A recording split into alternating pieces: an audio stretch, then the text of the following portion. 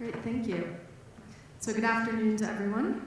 I'm actually very excited about this next topic around autonomy and electric vehicles, and what a fascinating case study. Really excited to hear about that. So we're going to talk about driverless, all-electric vehicles. They're widely viewed as the future of mining for many reasons, including safety benefits, productivity gains, cost savings, and decarbonization. Practically a perfect vehicle, if you think about it. Some leading mines are deploying autonomous projects to boost productivity and improve safety, while others are investing in all-electric, driverless vehicles to try to capture the full benefits of decarbonization and operating cost savings. So we're going to focus on some critical insights on the deployment timelines, challenges, and next steps for zero-carbon autonomous fleets. So I'll point some questions to some people, and then feel free to add on. So, David, if you would start. What additional benefits does automation bring to electric trucks in terms of energy and climate goals? Well, I think this has been covered pretty well already by different groups, but certainly by automating things, once we electrify the equipment, there's so many sensors and data flowing that it gives you a real opportunity to manage what's going on. So we don't need to rely on the competence, experience, or good luck of an operator to make sure it runs efficiently. If we automate it, we can make sure that machine, and more importantly, the whole system will operate in an efficient manner. I think one of the key elements of our electric site project, again, was by taking the operators off of the haulage fleet, we could go to a smaller, more modular production fleet, which again opened up huge opportunities for scaling the fleet depending on what your needs are, for redesigning the quarry around the capabilities of that technology just by taking the operators off of the machines. That's a paradigm we have in mining and aggregates that we need good, capable people to make things work, but that's a cost. So the drive has always been to make things bigger. Bigger is better. So we can reduce headcount in a mobile fleet, for instance. Once we take the people out of the equation, that equation's changed. A definite paradigm shift. So, unless there's an add to that. Sorry. Yeah, the only thing I would add, I'm Roland Plett with Cisco Systems. Just in a conversation earlier today, it became a bit more obvious to me that a lot of people are actually processing the idea of automation at the same time that they're processing the idea of electrification, and that they kind of go together. And I think they each bring a different thing to the table. I think automation or an autonomy really has a much bigger contribution from a financial perspective. That the savings that you get with autonomy are actually probably as much or bigger than you get from electrification. So that can actually pay for some of the deltas on the electrification side. Yeah, well, I'd just like to add to that it's really a combination. It's electrification and automation that go together, and it's not simply about taking the human out of the equation. Driverless is not what automation ultimately should be or is about. There's a lot more value to be captured. There's a lot more KPIs that are going to be positively affected. I'm thinking just technical availability of the machinery. They will not be battered as much as they would be or could be by a human operator. And all of these things combined together, I think while we've seen a great presentation, I think there's a lot more value still out there that we have not quantified yet. Thank you. In my excitement to start this topic, I did not let a couple people introduce themselves. So I will let them do that now. You already know David, but go ahead. Hi, my name is Jeffrey Eisenberg, together with my colleague Noel Jans, who's somewhere in the room. We are co-CEO of Behold.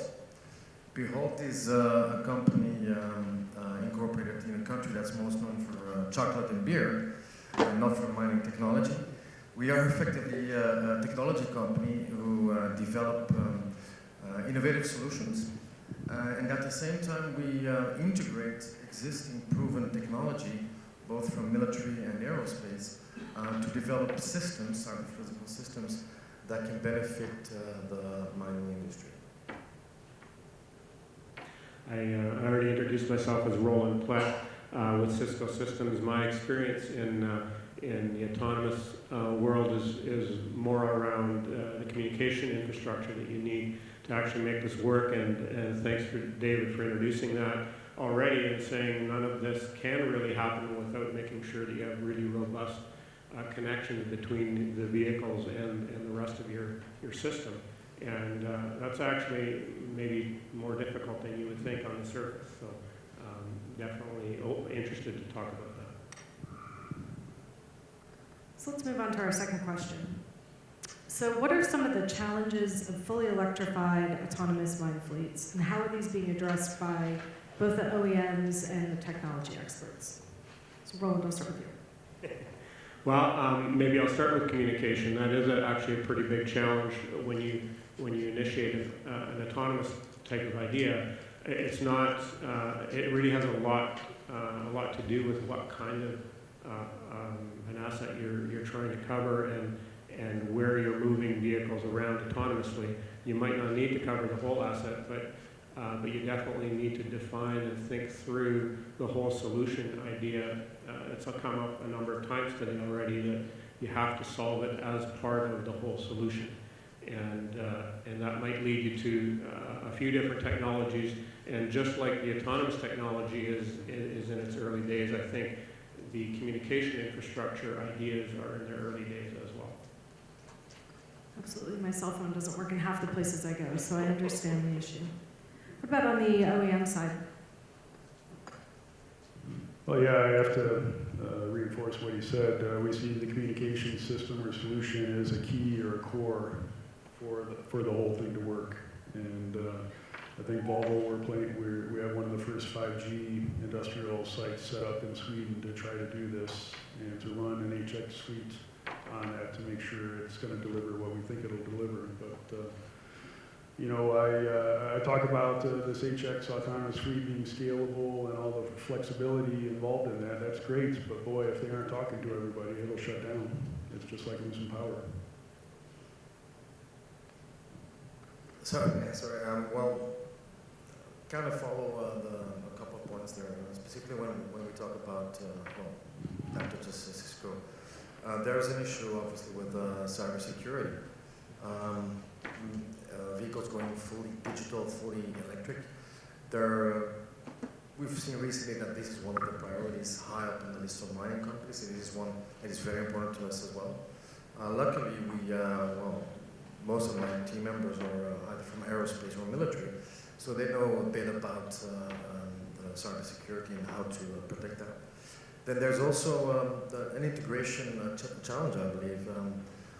We saw there, it's starting from a greenfield operation, that's great, but unfortunately, that's not the situation out there for the moment. I mean, and I believe that if a mining company or, the industry wants to make an effort to go green or to decarbonize the haulage, we'll have to face those issues or those challenges that integration represent. And then lastly, I believe that, there's also, from a performance point of view,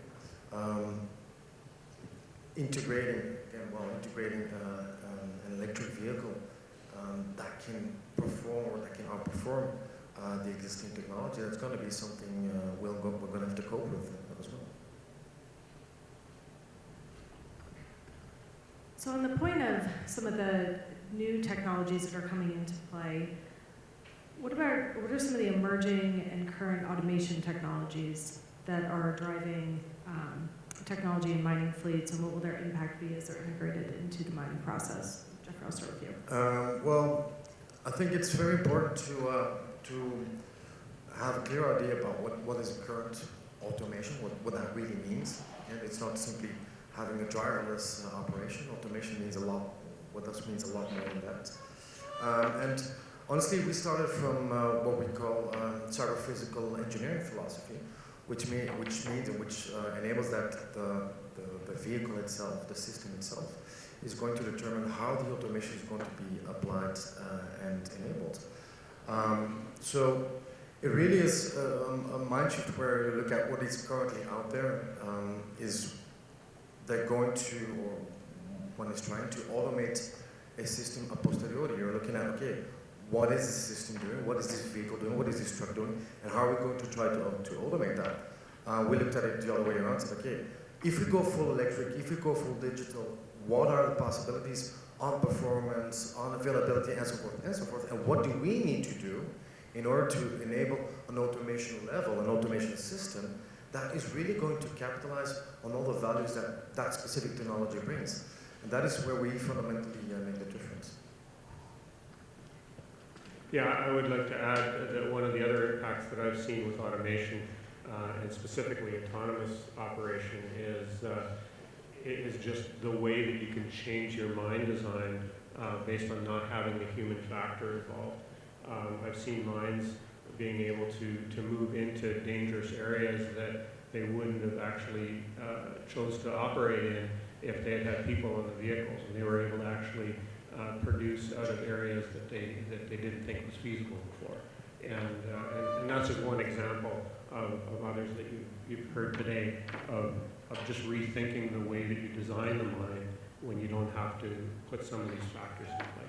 Yeah, if I may, one of the examples is, for instance, when you go for electric and with electric motors, you can put a lot more torque on your wheel.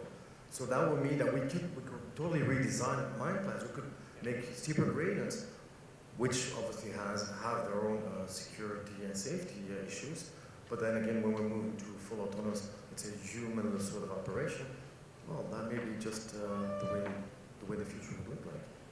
A lot more precise, too. Oh, yeah. It was stated earlier that, you know, the potential of downhill hauls versus uphill hauls. Now you're using gravity as a potential energy source. Why not start building your mines that way? A lot of places are downhill hauls today, but this could become a real potential with the electrified fleet. So what lessons can be learned from mines and OEMs who are currently testing autonomous, all-electric vehicles and the different equipment? Well, I'll jump in. The testing that we've done in autonomous, probably one of the big lessons that comes to mind for me is to really leverage the expertise of the different partners. And not expect everything to just kind of work from your own worldview. We certainly saw that in working with some of the larger OEMs who weren't necessarily familiar with networking technology and vice versa. Like we're you know, we haven't done a lot of work in the pit of a mine or underground, and so some of these challenges that you take for granted. You know, are maybe new to some of the infrastructure from a communications perspective, and so there's new things to consider, and I think that goes both ways in testing. Yeah, well, I'd like to jump in there. You mentioned correctly, we can do things. We will be able to do things a lot more accurately.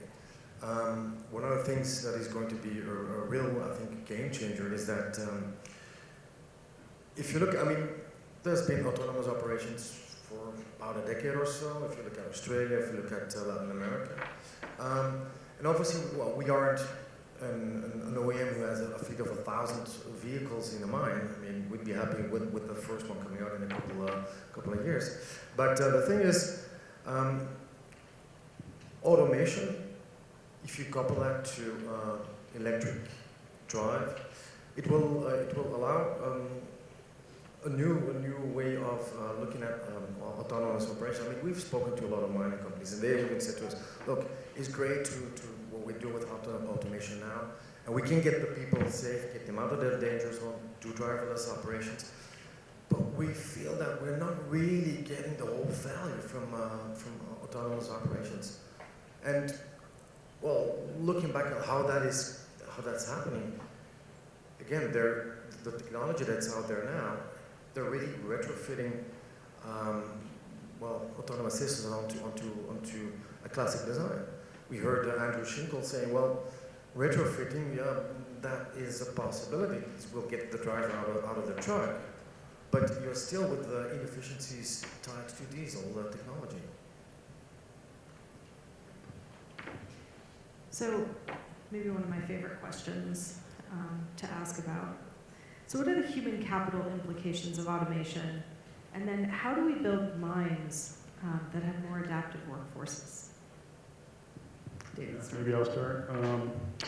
Well, in our electric site example, I said we could reduce the direct headcount involved in that mobile fleet. And at one level, that could be kind of scary for the people involved, but on another level, it can solve some other problems. I've been in this business for a few decades, and for the last several years, I could say every customer I visited around the world, when I asked what is their number one challenge, it's finding qualified, motivated people to work in this industry, their industry, even if it's construction or if it's mining or if it's aggregates. So everybody recognizes there's a squeeze on manpower. So what we can do with automation, it's a bit of a spin, but really we can help our customers deploy the manpower where they need it the most. And, you know, frankly, having people running haul trucks up and down the road every day for 20 years is value added, but that could be more value added somewhere else, is the goal. And certainly, like I said in our test, well, if we did get rid of some of these truck operators, the other operators that stayed on site were more vested in their operation. They were becoming more shift managers. They just weren't some guy asked to load rocks in the back of the truck anymore. They were invested in the whole process. So hopefully that's positive. Yeah, well, again, there, if you look at, and I'm taking the example of Australia again, the Pilbara region, where they do fly-in, fly-out operators or staff. I'm not a millennial, but I hear, or I've heard a lot, mining companies say, yeah, well, how are we going to attract the right qualified staff? I think youngsters or millennials might be already less interested in mining, and doing this, making, digitizing, electrifying, decarbonizing, is going to make the industry a lot more attractive to all those talents that before would not even look at mining anymore. So yeah, sure, headcount is going to go down, but I think that there's an opportunity here also to increase the quality of the folks that can actually work in the industry. Yeah, I guess to build on that, a very popular way of deploying autonomy in Australia has been through remote operation, right? And for you to show up with your lunchbox in your own neighborhood, right, in a suburban environment where you're sitting down and sitting with screens around you. I wouldn't say playing video games, but it's much closer to that, right, than driving up into a very extreme environment where no one really wants to be, if they're honest with themselves. Right. Maybe one other thought comes to mind on the manpower question. Earlier today and yesterday, we heard about how electric drive machines should be more reliable than conventional machines because there's fewer moving parts, fewer things to break. If you step back and look at that from an OEM perspective, that is a huge risk for us. We have a network of hundreds of dealers worldwide whose job is to sell spare parts to you guys when your machines break, and we sell spare parts to them. If we are now providing machines that don't need that anymore, our business case has to change radically, and so do our dealers as well. And so we have to now start potentially look at different business models, that was mentioned earlier, where we're not necessarily selling the machines, we're selling a service. Pay per use is a common phrase for that. And the more you use it, the more you pay. And we could be a service provider that allows the buyers to focus on their core business, which is making gold or granite or asphalt or what have you. Secondly, our dealers, they have to be much more involved in providing the service that is required. It was mentioned earlier that one of the other earlier panels, they said every customer, every end user needs to get the competence on site to take care of these machines. I don't know if that's true. Maybe it's better if we centralize that at our dealer network and we we have the experts that take care of your machines, and you can focus on your core business. Well, there's no point in 10 mine sites having 10 electrical specialists if maybe a dealer can do it with 8 people in a much more efficient manner, and then those mine sites again can deploy the manpower to something else. Yeah, I think that's absolutely the way to go forward.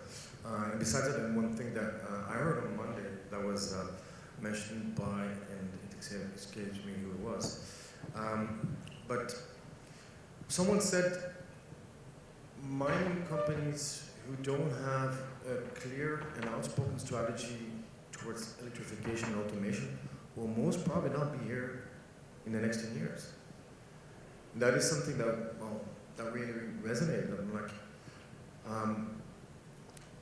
the risk of not adopting is probably far larger than taking the risk today to see what can be done for the mine of tomorrow. That leads very well into my next question, which is basically around what are some of the things that would cause the risk of adoption, or what are some of the things that would cause the risk of non-adoption? Sorry, I already said my thing. I think the adoption will come. It's just a question of when. But when I look at what's happening for human transport and automotive and even for commercial transport, I mean, everybody knows Tesla, everybody knows hybrids, but how many hybrids a year are sold? It's still a small percentage of the total. So adoption can mean different things. I think it'll be a long time before this is fully adopted everywhere, just for legacy reasons, because you see it in the car industry today. But the future is very clear. It's just a question of how fast we get there. I think the speed of adoption looks different from different perspectives too. I think if you take a look at the industrial market in general, the time cycles are a lot longer than what you see in Silicon Valley, right? And I think that's something that needs to be understood by everyone who's involved in this transition, right? And when you think about electrification, and even what GE was talking about earlier with power management, and a lot of these really sophisticated software algorithms, a lot of that comes from the software world that's used to cycles that are a lot shorter, right? And so they might say, well, this is moving too slowly. But I think from a mining perspective, it's actually moving fairly quickly. I'm going to ask a tough question. So if you could guess as to how long it's going to take to get to fully electric, fully autonomous mines, how long? Well, I'm going to write your answer down. I'm going to come back, find you, and see if you're right. Well, I think it's relatively straightforward. I mean, I'm seeing autonomous activity already today, right? I mean, and I think most of us are aware of that. And you presented a use case. Now, are there full mines operating fully autonomous that are fully electric? I don't know if I've seen that yet, right? I don't even know if I've heard about that this week. So we might not be quite there yet, but I think all the parts are already working. So it's a matter of putting it together. Yeah, I agree. I think all the parts are out there existing with different maturities. It's putting it all together and making it function in a way that your business can rely on it. I mean, I showed tremendous results in our electric site application, but Skanska cannot bet their whole business plan on that working every day, day in and day out. So it has to be reliable. It has to be something they can build their business around. But I would guess in the next 5 years, well, why not for some greenfield applications, and certainly in 10 years, it should be accelerating. Yeah, well, I've read an article not so long ago where they said, well, by 2025 to 2027, we should see some real progress. Again, what we heard over the past couple of days was mining companies who were saying, look, we as mining companies, we need to start engaging with innovative solution providers. We need to embrace them. We need to commit. We need to make funds available to get this to market. Somebody explicitly said, well, we can't just sit back anymore and wait for a TRL level 9 for something to come to market, because then it won't come. And we see a lot of this change coming now. There's a lot of good intent, a lot of resources coming available from mining companies saying, look, we want to make that change. And just recently, we were speaking to a CFO of a mining company who said, look, if we're not going to have a clear strategy on this, it's going to be reflected in our shareholder price. We need to act now. So I think it's really up to us, together with the mining companies, to make this happen. Yeah, it's been a long time since I've talked to a mining customer that doesn't have a strategy, right? I mean, even if they might not, you know, they're not going to tell me they don't have a strategy, right? So it's very much a thing that everyone is thinking about. I think that everyone has a strategy. I think everyone's still struggling with the business case. And so that takes me a bit to my next question, which is a bit off script, but I'm going to let you guys go with it. You're doing pretty good. So on the point around business case, I think one of the things that we see across all the extractive industries, including oil and gas mining, is some of the challenges around safety, safe operators, and also that access to operators that know how to operate safely. And so I think about in West Texas and the Permian Basin and all the issues they have with safety around tractor trailers and accidents and things like that. Seems to be, to me, part of the business case around driving, driving towards more autonomous vehicles and to drive out, that risk factor. Are you guys seeing that in the mining industry? Are you seeing conversations in that space when you're talking strategy with mining companies? What are your thoughts on that?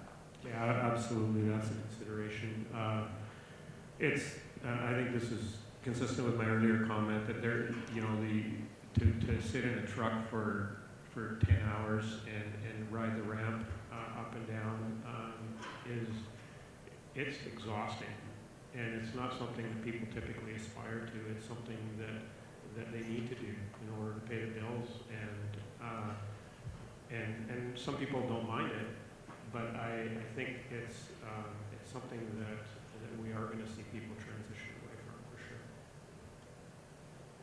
Yeah. Internally, we look at automation from different perspectives, and this is a specific project we have within mind. But generally, I think any process that is dull, dangerous, and dirty, come on, the technology is out there. Let's automate it. It's something that is alive.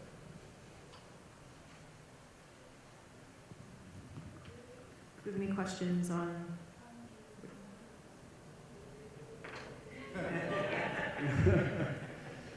Yep, so when are HXs commercially available? That's a good question.